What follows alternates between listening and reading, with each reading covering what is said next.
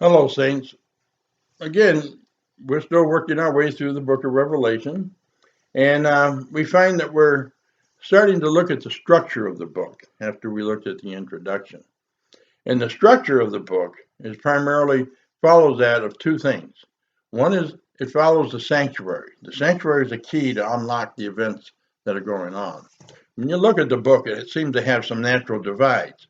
You got seven churches, seven seals, seven trumpets. You got the middle portion there of the chapter 12, the great controversy theme, and then the battle with his allies and God's people, chapters 13, 14. And then you go into the seven bowl plagues, and then you go into the kingdom and millennium, the second coming and the millennium, and then you have after the 1,000 years in chapters 21, 22, the new earth, the new city, and the close of the book. So it seemed to have a natural kind of breakup. But the sanctuary is the key to kind of really help you where the divisions are, and what we're looking at, and what part of the story. I'm doing this in a lesson we call How the Story Goes. And how it goes is through the chiasm by way of the key of the sanctuary that unlocks the story for us. And each part begins with a sanctuary introductory scene. And I'll take you through every single one in the Bible, in Revelation that is, that we could use to show that it's there and that the chiasm that we show that tells the story is not forced but organic. It comes right out of the text. And so the story that we see is really a story of restoration. Remember, I'm going to conclude with John chapter 14, verses 1 to 3. Jesus had just told him at the Last Supper they're going to deceive him. No one's going to accept him. They're going to reject him.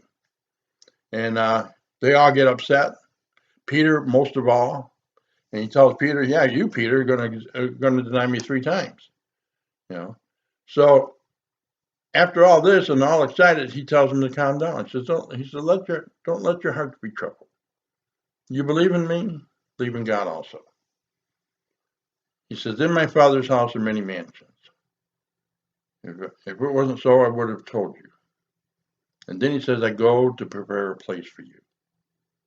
And if I go, I will come again. So there's a promise that he's going to prepare a place. That's what Revelation is about. And the part after we see the seven churches, everything takes place in heaven until the new Jerusalem comes down to the new earth. We're back on earth. The story in Revelation begins and ends on earth, but in the middle is Jesus taking care of business in heaven, preparing a place. And it's not a mansion.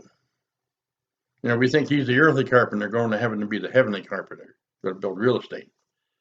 No, he's going to prepare it in such a way to expunge sin from the cosmos so when you and I get there, we feel perfectly at home.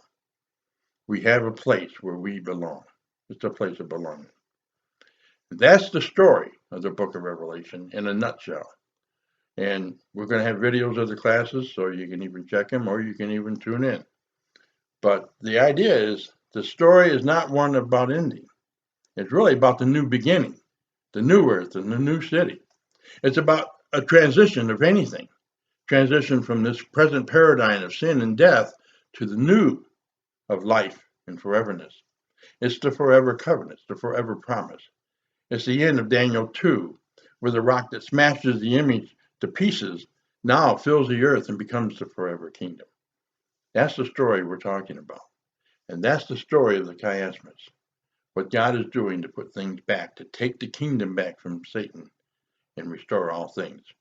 He says in Revelation 20, see, I make everything new. Blessings.